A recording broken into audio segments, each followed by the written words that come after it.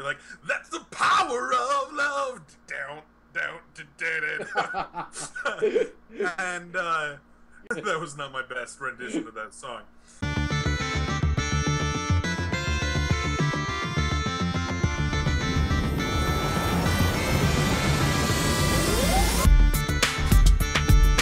Hello and welcome to Mana Biscuit, your weekly podcast of geek culture and pop culture and conversational happenings and doings on. This is episode 22, I believe. Yeah, we've been doing this for a little while. It's 22, the double deuce, right? I forgot to mention last week. Podcast is about drink, yeah. All right. But I am RJ Voloski, and with me, as always, are my co-hosts. First up, starting with, because he cries if we don't, Jacob Gamble. How you doing this week? I do not cry. Hi, guys. It's going well. Good to be here, and really, I don't cry. All right, and TJ Rathburn. Oh, I'll cry when you cut me off like that. Good. I subsist on your tears, Jacob. All right. So we're going to get right into it this week. Have a good old time, have a little discussion here. First up, I'm going to do my Star Trek evangelism because I get away with that all the time. Star Trek Renegades premiered on YouTube today. Well, it'll be yesterday by the time you're watching this, or however, whatever. It's debuted. It's debuted. Yeah. It's on YouTube. Check it out. I had the opportunity to see Tim Russ play the trailer for it at the Star Trek convention I went to back in June. It's really well done. It's fan funded, crowdfunding, blah, blah, blah. We've been there. We talked about that. But it's something they were hoping to get picked up by CBS. CBS is all in with the movies, so they aren't going to do a Star Trek TV show. But they have given them the blessing to go ahead with the IP and do what they can with it here. So they're planning on doing more episodes. They're treating this, which was originally supposed to be a standalone movie, as a pilot. Their goal is to do monthly episodes and multiple seasons. It's really, fairly high production value, on par, based on the trailer, on par with what you'd see in like a primetime television series.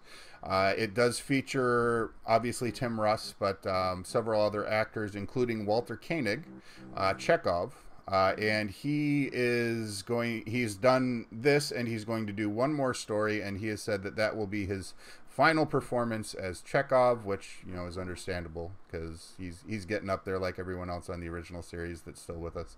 But yeah, it's on YouTube, absolutely free to watch. If you do want to donate, you can get like collector's edition DVDs and stuff. But check it out if you like Star Trek, which I do. All right, so that's my plug. That's fantastic. I just really appreciate I appreciate that we're in a point in our technological advancements where anybody can make high-end quality stuff, except for us.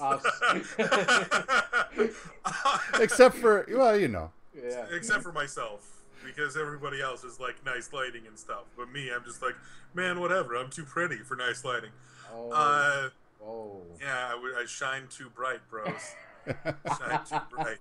But I really appreciate that not only can we do this, but the fact that such a well-known and beloved IP has been given to people to do something with it.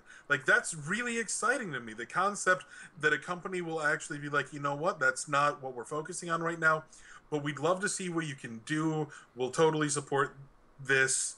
And that's just amazing. That's awesome. I mean, it's great. It really is great. Obviously, from a fan's perspective, I really would have loved to see CBS pick this up. But if they're not going to pick it up, at least they're not going to sue them. That's great. Star Trek, fan-created Star Trek with decent-ish production values has been around for a while. It's in the interest of completeness, I guess I should stipulate that. But this, having multiple actors from the various series involved in it, and the way they're carrying on, the core of the story is the villain slash protagonist, because of how it's turning, is actually Khan's daughter. from the original series in Star Trek 2. And yeah, it's just everything I saw in the trailer gave me goosebumps, not just because I'm a big Star Trek nerd, but because it looks like it could actually be good, and it looks like it'll be more true to Star Trek than Abrams. Anyway, I had to say that. Abrams was the best Star Trek. Abrams Trek is best Trek. Okay, all right. I will not be baited, sir. I will not be baited. I gotta agree with him. Yeah, I know you do, but I don't really care because you have terrible taste anyway. Yeah, so that's what you're friends with us after all. That was such an easy joke to make. Yes. So filled with you know what? You can survive on low hanging fruit. It's still just as nutritious. All right. That's my new favorite phrase. Stolen. Yeah. Freely given. While we're talking about debuts, we talked about we were talking at the start of the show not at the start of the show, but during pre-show, we were talking about what we did, and I totally forgot about Fear of the Walking Dead. Did you watch that? I watched the first episode cool. last night. Yeah, because I didn't. Not gonna miss it. I didn't watch it either, but I hear it's got the biggest opening for a cable show in history. I believe it. Honestly, it has some potential there. There's a lot of confusion in regards to some of the things that we know from the future, based on what they demonstrated. And I hope that'll clear up with the next couple of episodes. But the show itself is solid. It's got some good grounding, and I'm looking forward to seeing more of it. Does it actually have like characters and a plot and stuff? Oh, it has characters and a plot. Okay, sorry. I jumped ahead because I thought you were going to talk about characters from the show itself. Oh no, I don't care about that. I would just like to see some actual characters. Yeah, there's actual characters. There's an actual plot as far as episode 1 goes, and it looks like episode 1 of The Walking Dead was also just flat out great. But yeah. And then they got rid of Darabont. Yeah. Well, there's a whole back and forth there as to whether they got rid of him or did he just decide he didn't want to do it. And I've read a lot on both sides, but yeah. Anyway, so I'm glad it's at least started out strongly. I've read some mixed reviews of it myself, that it's just kind of slow going, but we'll see. And it does obviously benefit from having the Walking Dead audience behind it, because the Walking Dead is outside of the Game of Thrones, which is on premium cable, but yeah, for basic cable, now that Breaking Bad's off the air, Walking Dead is the one walking around swinging them. So yeah, it's the biggest show in the world right now. Yep. It's been the biggest show in the world for some time. Well, it hasn't been second to Game of Thrones at all, has it? Because Game of Thrones is premium, I would buy that because that limits the distribution. I know Game of Thrones is the most pirated show. Straight up. So, yeah. That when you account for that, maybe. They're like, yeah, both of you are like, yup. No, I'm not saying that I pirate stuff. But no, you just made it sound like it. I've read the information. Like I enjoy data. Every episode of Game of Thrones I've watched so far has been legitimate through my paid HBO subscription. It's likely to stay that way for the foreseeable future. Yeah. But anyway. It helps that TJ's just like, see no evil, speak no evil, hear no evil. That's right. Just smile and nod. But no, and I do appreciate that Game of Thrones is one of the only series that is straight up full thing on demand. One of the HBO has with the HBO Go service, they've done. They've not made a wrong move yet. No, they haven't, and they need to be the role model for some of these other places, like the CW really. And things like that, where you get 5 episodes. If you decide 6 weeks into a show that it's not just the CW. Pretty much every alphabet network does that.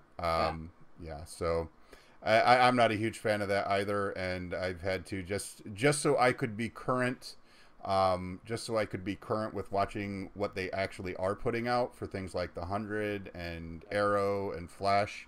I've had to go into the dark side because otherwise I'm just going to be jumping in and I'm not going to be current, and I will not have that, sir. I will not have that. I will not have that either. I watched Arrow just to get to the Flash, even though Arrow is definitely not as good as the Flash. But and aren't they're completely separate. There's only a couple of things that no. CW's DC universe is all contiguous. Well, and in fact, CW is launching an animated series, and I'm blanking on the character that's being featured, but they're having Stephen Amell and help me out, who plays the Flash. Oh God, I can't remember his name. Yeah, anyway, Flash Boy. Flashy. Yeah, Flashy. They're going to be voice acting their characters in the animated series. It's all contiguous. Did you guys happen to see the Constantine announcement? Yep. Yes. I tweeted that. I can't believe I just said that on air. Holy crap. 22 episodes later, suddenly I'm talking about a tweet. Yeah. All right, move on. Welcome to post 2007 America. I think that's really awesome. I really appreciate that they're going to give Matt Ryan another go at this. Yes. I really hope that it works out, because he was so Constantine. Even before I saw the first episode, I saw him do an interview where he talked about how, because he's from Great Britain, and so he came over here to do the filming and stuff and get things set up, and he got put up in a hotel, and he's a smoker. He's a heavy smoker, and he pushed for Constantine being a smoker in the show like he was in the comics. It's actually a really integral part of the character. A lot of really important parts of the storyline do revolve around the fact that John Constantine is like a 2-pack-a-day smoker. Right. And so he was really pushing for it. He wanted smoking in the show. He felt that you couldn't be true to that character without having smoking. And like the night before he started filming, he's in his hotel room and he's smoking a cigarette. That's not allowed in a lot of hotels here. Like, we've pretty much just banned smoking everywhere that human beings would want to be. Yep.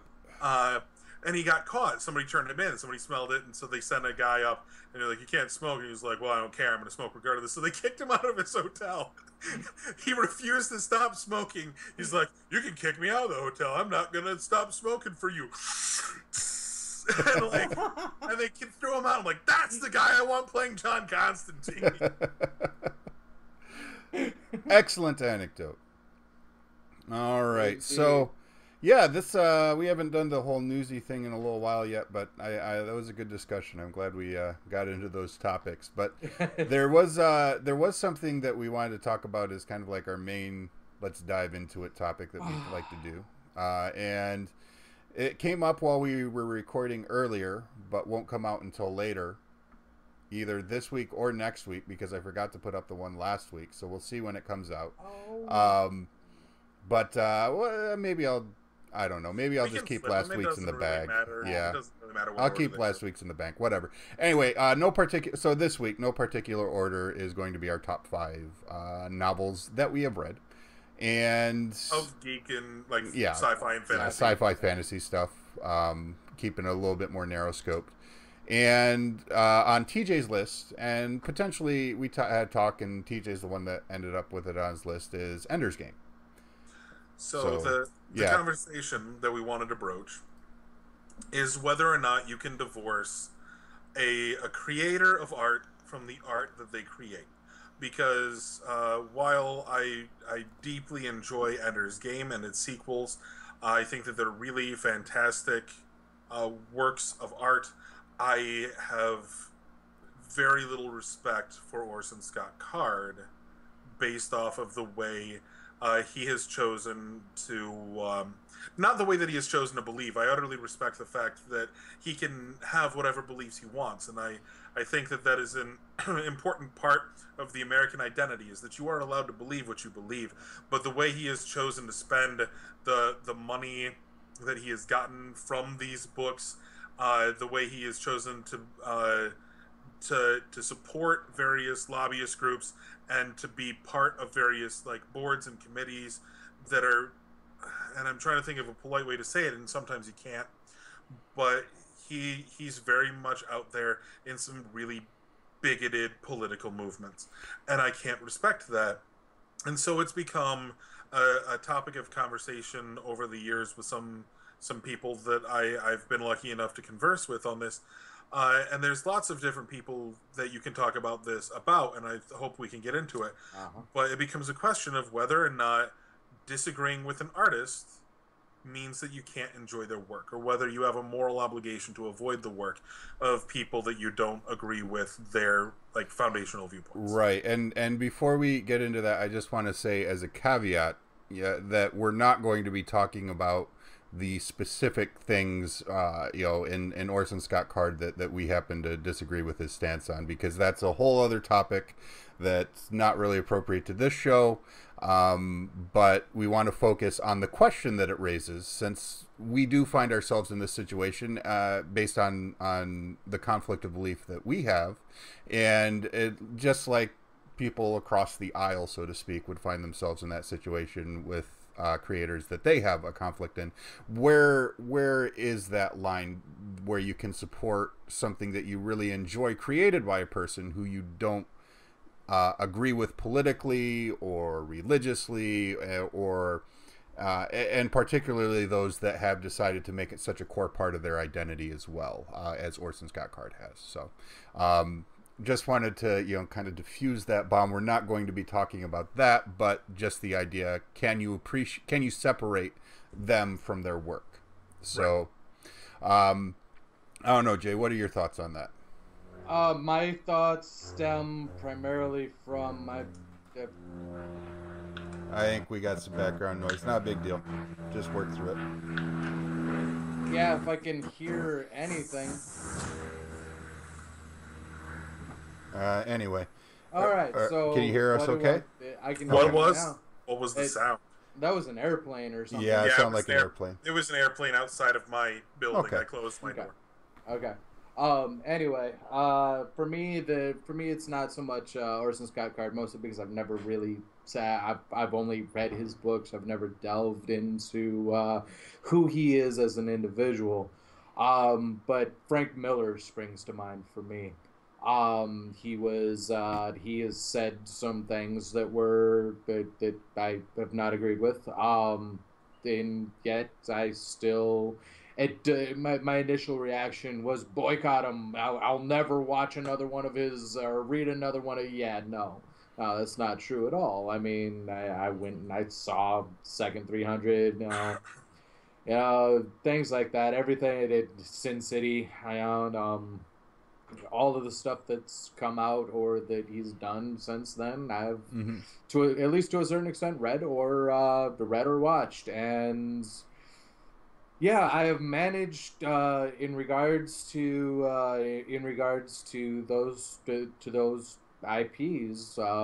That I've managed to do so, but at the same time, you've separated your feelings on the creator from your feelings on the work. Yeah. But anytime, what do you think of Frank Miller's? And I can't help but go, and then and then talk about the work. Yeah, I bristle at the mere mention of his name. So yeah, and TJ brought this up in his introduction as well. The question really becomes, do you feel that you have a moral obligation to separate yourself so completely from somebody that is so contrary to your own ethical stance, your own ethical viewpoints? And absolutely. Well, I was just gonna say, because if you do feel that you have a moral obligation, then boycott is pretty much your only alternative, because... Oh, no, absolutely not then. I thought you were saying, do I have the obligation to separate myself? Because ultimately art is art and people are people. Okay, so... Can I... Go ahead, TJ. Yeah, he's getting really antsy. Huh? Well, no, it's not that. My first thought... I would like to touch on Frank Miller and say that while I do not agree with some of the things that he has said recently on his blog, I frankly don't know if I'm more angry at him for that or for All-Star Batman and Robin. I'm like, yeah, he said some really terrible things politically, but but he also like really, really betrayed the core of this character, which I think says a lot about my ethics. But I think I defend being able to enjoy an art. I you don't have to like the artist to enjoy the art. That's my general stance on it, because I think the more you look into it, you're going to find things that you don't like about a lot of people. If you only enjoyed art by people that you agreed with 100%, you are going to find yourself with a very, very small amount of art that you can consume. Sure. Granted.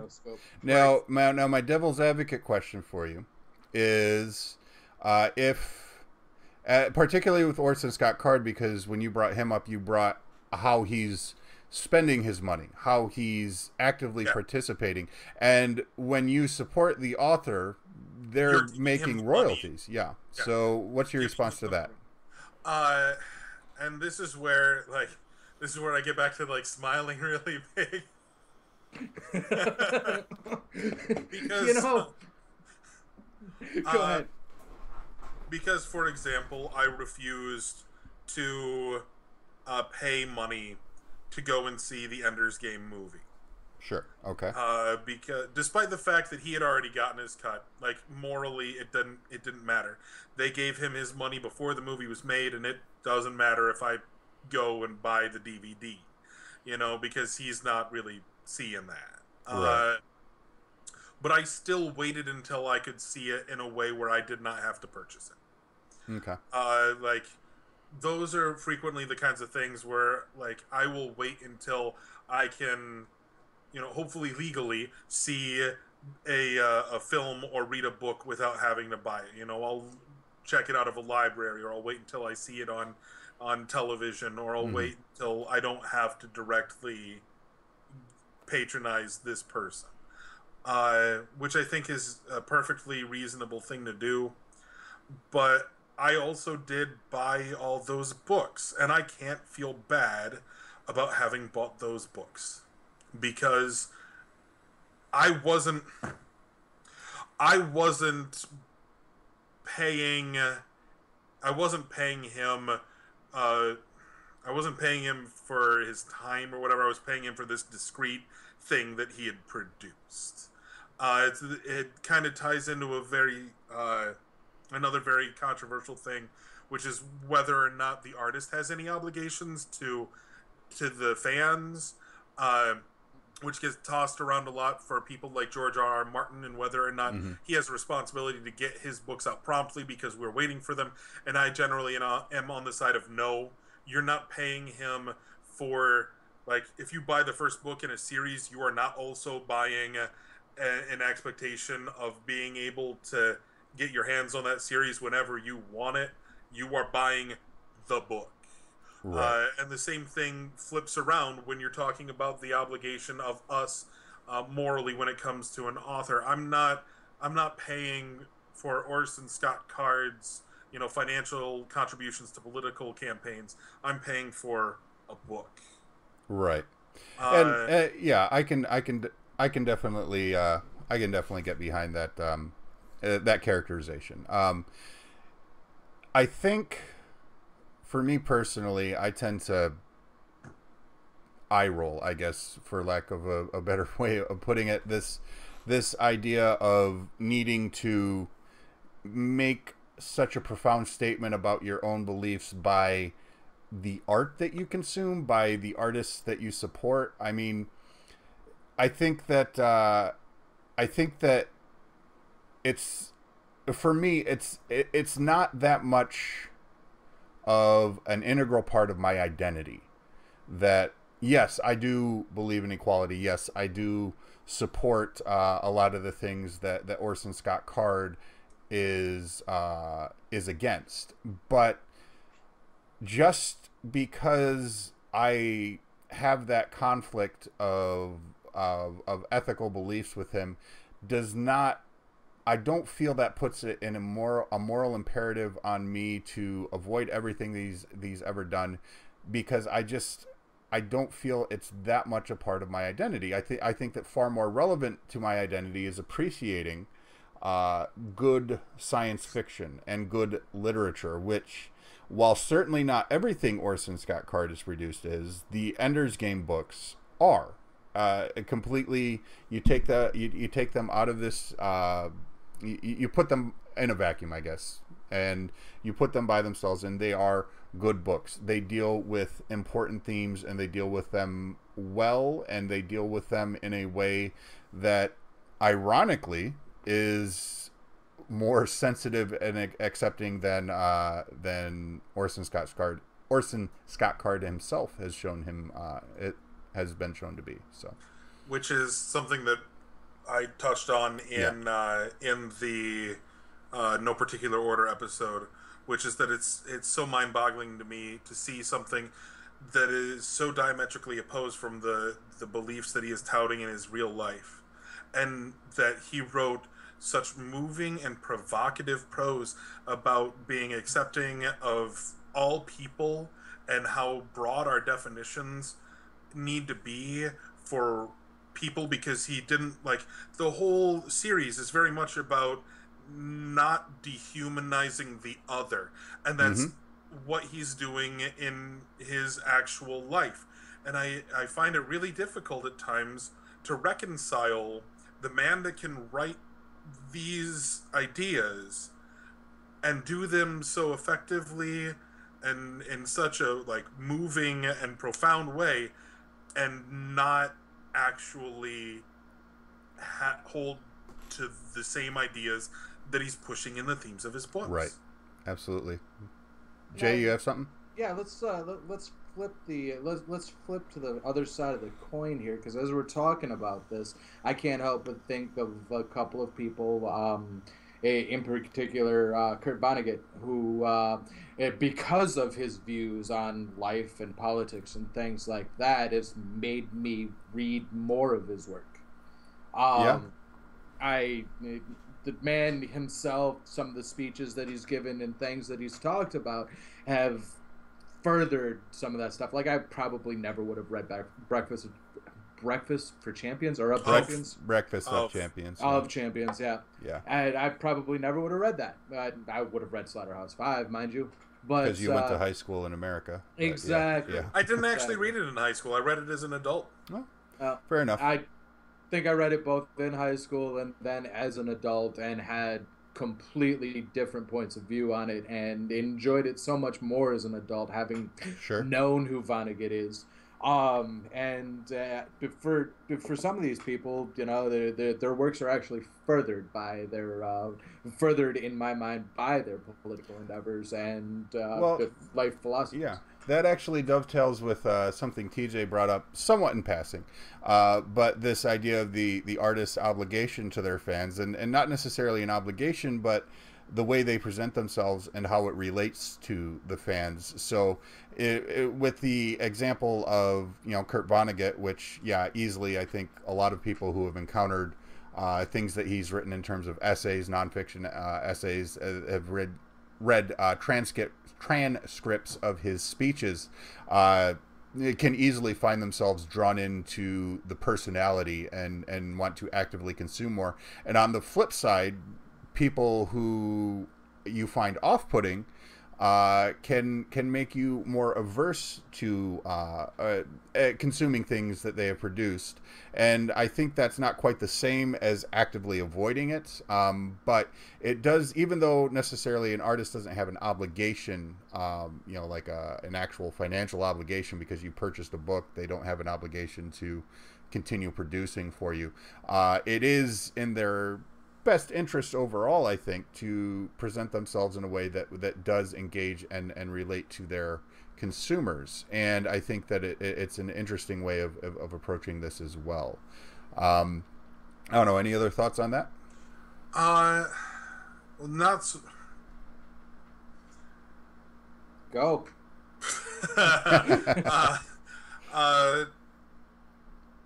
I think that you're right, that, and like I mentioned myself, that I don't think that there's necessarily an obligation. Like, an author could write the biggest series in the world, which right now is probably Song of Ice and Fire. Sure. And if George R.R. Martin decided he was going to retire tomorrow, he has no obligation to finish that story for us. It would be really nice of him to finish it for us. And I'm not saying that in the, get on it, George, kind of curmudgeonly thing. I'm just saying, like, it would be really unfortunate and sad if he just decided, like, you know what, no, I'm done with it. It's finished. I'm over. But he's not obligated to do so. And I think that while it is conducive to a successful career as an artist to put forward a personal persona that also meshes well with your art, because it makes sense. You're going to draw people in with your art, and hopefully they will agree with your personal ideas, or that you're drawn in by the personal ideas and you like the art. Like, it just makes sense. But it's also important to acknowledge that, everybody has failings.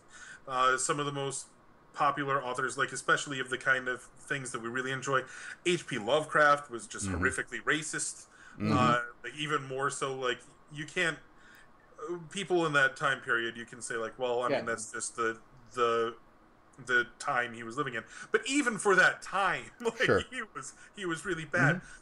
But still, like, the Cthulhu mythos is still an important thing. Like, the foundations that it laid for the fiction that we have today cannot be overestimated. And there's lots of artists like that where even if you don't like what they thought, you can still appreciate the things that they create. And sometimes it's important specifically to go for ideas that conflict with your own. Yeah. I mean, there's a reason why, despite the fact that we revile Nazis, you can still go and buy Mein Kampf. Like, sometimes it is important to expose yourself to conflicting viewpoints just because you need that kind of well-roundedness in your education, whether you're talking about an actual formalized education or a personalized one where you're reading things for your own pleasure or your own edification. You need to be able to go, okay, this is somebody's viewpoint that is radically different from my own, and be able to determine why it's different from you, whether or not you need to find a different stance on things based off of information you've found, and it can be very affirming of your morals to be exposed to something that you don't necessarily. A lot of the most twisted ideologies in human history have come just because they existed in an echo chamber. But we are running short on time here, so I do want to wrap this up a little bit. Well, there's one other thing I wanted to get to, and that was a comment response. We did get a comment last week, yes. And I want to be diligent with that. It was a rather lengthy comment, so I'm going to distill it. But it came from was it Brian or Brian? Yeah. It came from Brian, and it had to do with what we were talking about last week regarding crunchy versus fluffy games, and he brought it up from a video game IP standpoint, and he mentioned the Elder Scrolls series, which I thought was really interesting because a lot of the early Elder Scrolls games, as many computer RPGs and console RPGs in that era tended to be crunchier, and as they have become more of a mainstream genre than developers have in general. They've made them more fluffy, and so while those types of things can be good on their own right, he made the argument that something is lost when it's still within the same IP, and I think that's a really good point, and it was really worth bringing up, and I responded as much on the YouTube page. But what about I mean, you take the same IP. I mean, you talk about like Dungeons. We've talked about Dungeons and Dragons here as far as it going from crunchy to fluff, and yet we can't. I mean, TJ has rave reviews about how he feels about 5th edition. Sure. You thoroughly enjoy Mm-hmm. running your 5th edition campaign. How much? I mean, how much Right. truth in your opinion, is there to this? Well, Um, I think the point that he raised is that if you're going to depart, if that crunchiness is so integral to the identity of the IP, then maybe it should be spun off into a new IP. And I his comparison was between Morrowind and Skyrim, basically. yeah, Right. which Yeah. is Yeah. yeah. I'll take Morrowind over Skyrim I'll at take any them point both, in time. but Yeah, like, yeah, and that's the point here, and I think it's I don't necessarily disagree with it just because I like 5th edition D&D. I think that 5th edition D&D is still D&D. I think it's far more D&D than 4th edition was, but it's not 3.5, and I would argue right now that Pathfinder has taken over the definitive characteristic of the crunchy dungeon crawler, because yeah. Pathfinder Yeah. took over 3.5 and forked from there, and now that's more integral, I think, to Pathfinder's IP than it is to D&D's. See, and I think that like this will again reinforce my statement that I'm very much more about fluff than about crunch. But I Sure. was one of the few people that I knew that actually defended 4th edition. Sure. Uh, I enjoyed 4th edition as well. It's it 4th edition, without diving too much, played like like a CCG with minis. I felt like it was an MMO on a table. Well, that was their core Yeah. design philosophy, but yeah, the way that they implemented that by tying cards Yeah. cards to abilities, and yeah, 4th edition D&D was the first D&D that I played in a very long time. I never played 3.0 or 3.5. I played AD&D 2nd edition, and then I played 4.0 like 15 years later. I did 3.5, and then I went to not a whole lot, but I did play 3.5, and then I went to 4th, and I really appreciated 4th. Like the thing that really struck me was I had a player in my game because I ran it. It was the first D&D that I ever Mm-hmm. was the dungeon master for, and I had a player who had never played a role playing game before, ever. And I coerced him into being part of the group because I really wanted him to come and play with us. He's a good friend of mine. And I gave him the book, and I was helping some other people with like some finishing touches on their characters. And he just cracked it open, having never touched an RPG book in his life. And within a half an hour, with no assistance, had made his own character. Sure. And that, while some people are going to say, like, oh, obviously that is a mark against the system because, No, absolutely not. not if there were options and stuff, then you wouldn't be able to figure it out. No, simplicity of a game can be good. Being like ease of pickup can be really good. Right. Being able to take a character like that, where he was able to make virtually exactly what he wanted from a nebulous idea that he had in his head, and fit it into something, and build this character on his own. And that's just astonishing. Like, that's the sort of thing we need if we want to have more players, because the more arcane the rules get, the more difficult it's going to be to get new people to play. Well, in earlier, like very early editions of Dungeons and Dragons, character creation took 5 minutes because they weren't really intended to live that long. But you create a character, he dies, and you create a new character. I think as role playing shifted, that's when systems became more complex. Since we were talking about 4th edition, the only real issue I had with 4th edition is that mechanically it didn't feel very different between playing a wizard and a fighter, because you both had your same breakdown of abilities, and granted they were different, but your spells played the exact same as a fighter's abilities. And that's what I didn't really care for as much. I've had a lot of conversations about this because that's exactly the viewpoint another friend of mine has. And my thought on it was they had to do something, because up until that point, playing martial classes wasn't always that fun. Like, you didn't have options for a lot of things. Like, you would get to a point where, you're 10th level, and the guy playing a wizard has all these spells and all these cool things he can do, and he has options and choices, things he can do, and the fighter is like, I hit him with my sword. Yeah.